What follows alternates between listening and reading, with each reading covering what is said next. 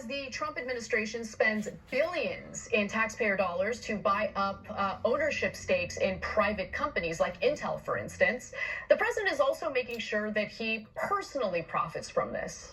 So I have mixed feelings about this story, mainly because Trump is getting a lot of flack from members of the left and right in regard to his administration's tactic here, in which the federal government, buys ownership stakes in various private companies.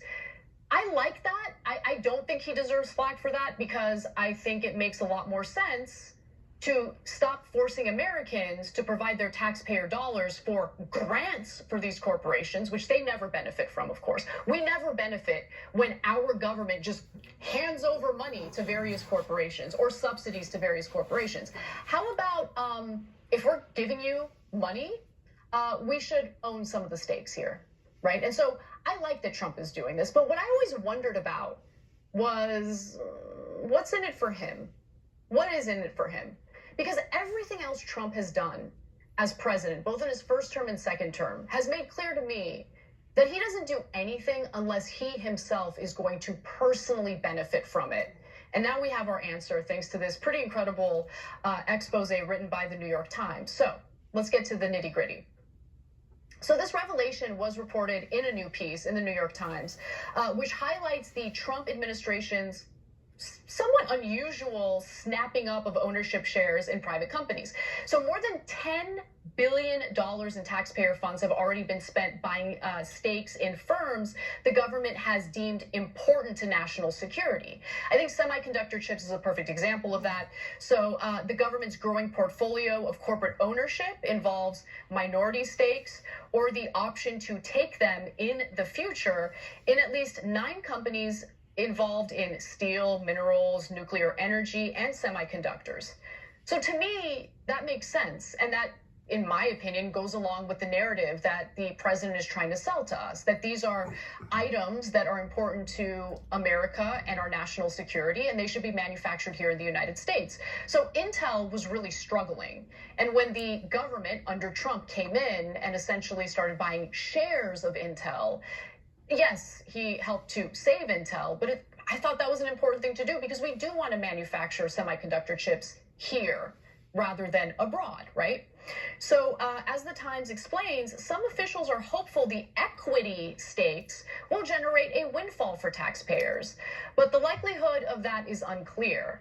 Many of the companies are facing financial headwinds, and some could take years to become profitable. So 3 months ago, we did talk about the largest deal to date, and that was when the federal government took a 10% stake in Intel in exchange for $8.9 billion in taxpayer money. Now, Intel is a chip maker, and it's been struggling to keep up with competitors. I should note, one of the things that annoyed me about the Intel situation here is that rather than investing in innovation, they did spend quite a bit of money on corporate stock buybacks to artificially inflate the value of their shares. But nonetheless, Trump comes in and he offers $8.9 billion in taxpayer money. So we as a country now have a 10% stake in Intel. Now, again, I'd rather do that than just hand over the money and not have any ownership of Intel at all. So we'll see how Intel performs moving forward, but that was the thinking. At least that's what Trump said his thinking was when it came to this decision. Now, the government argued that funding Intel in exchange for equity was necessary for national security, since chips, of course, are used in many industries, including telecommunications, the automotive industry, even medicine. And they hoped that propping up Intel would help bring the manufacturing of semiconductor chips back to the United States. Now, the decision, as I mentioned earlier, was met with a lot of backlash on both sides of the political aisle. And they're essentially accusing President Donald Trump of engaging in socialist policy, because of course they are. But so far, I have no problem with what the Trump administration is doing. The problem comes in when it becomes clear that this isn't really about ensuring that American taxpayers, own shares of these companies that need help in order to survive. It looks like it's a little bit of a pumping and enriching yourself type situation when it comes to the value of these shares. So let's get to the details on that. What we didn't know at the time at least, was that Trump was angling to profit himself. So a public filing from the Office of Government Ethics shows that shortly after that agreement was made, President Trump personally purchased between $1 million and $5 million worth of Intel's corporate debt. So here we're talking about bonds. Okay. In other words, Trump is parlaying his own public policy into a payday for himself. So he'll receive interest payments from Intel until the corporate bond he bought, meaning the debt that he bought, matures and the principal is repaid. And while the taxpayer-funded infusion of cash, in the meantime, that taxpayer-funded infusion of cash is going to essentially help Intel boost its profits. So on August 25th, he posted on Truth Social, quote, "I love seeing their," he loves to tell on himself, doesn't he? "I love seeing their stock price go up, making the USA richer and richer." He's making himself richer, let's be clear about that. Then he purchased the Intel bonds on August 29th. So he makes that post August 25th, then he purchases the bonds August 29th. So while that was the most direct evidence of, let's just keep it real, a corrupt act in these ownership deals, there are some subtle examples I can give you as well, and they are outlined in the New York Times piece. So for instance, in early November, the government announced an equity deal with Vulcan Elements, which is a North Carolina-based startup making rare earth magnets. They call them magnets. No one's ever used that word before, magnets. So the company offered the government equity and warrants in return for $50 million from the Commerce Department and $620 million from the Defense Department.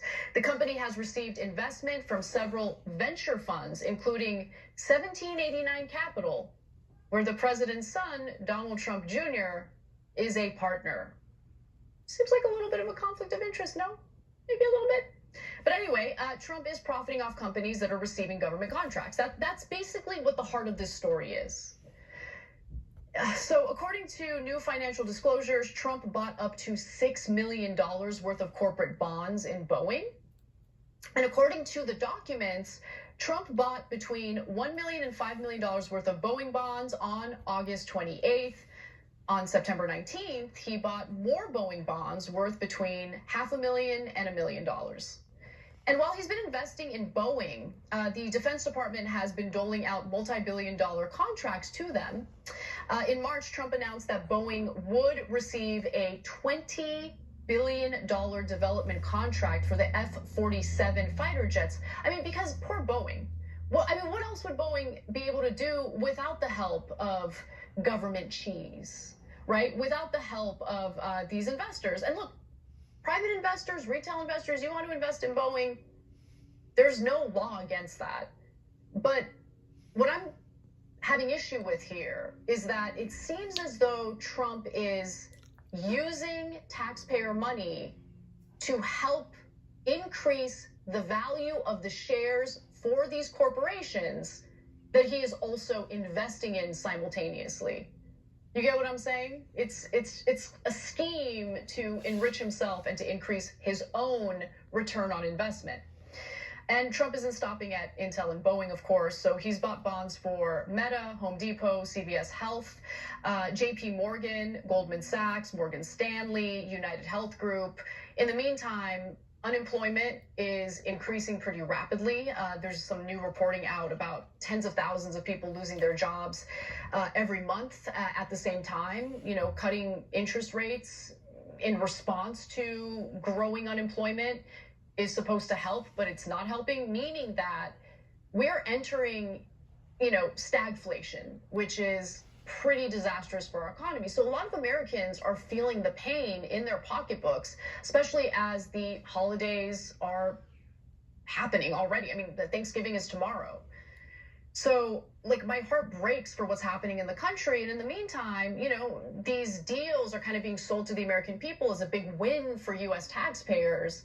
But the real motive here isn't about doing what's best for American taxpayers. It's about inflating the value of the shares for these companies, which again, Trump is simultaneously investing in.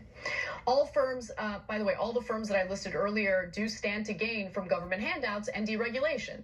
So in total, Trump appears to have bought at least $185 million worth of corporate and municipal bonds since the start of his presidency. Fun. So that's what we're dealing with here, folks. And I think as these stories come out, they're starting to pack more of a punch than they had in Trump's first term. Because you can't present yourself as America first when you're using the office of the presidency to enrich yourself as the American people struggle economically. You can't claim to be America first when your priorities seem to be on other foreign countries as opposed to doing what's best to represent the American people and alleviate some of the economic pain that they are struggling with at the moment. So we'll see what the reaction or response would be to a story like this from Trump's own base. But make no mistake about it, if this were any other administration, any other president, this is a massive scandal. But when it's Trump, it's barely a blip on the radar. All right, let's take a break. When we come back, we'll talk a little bit about the ongoing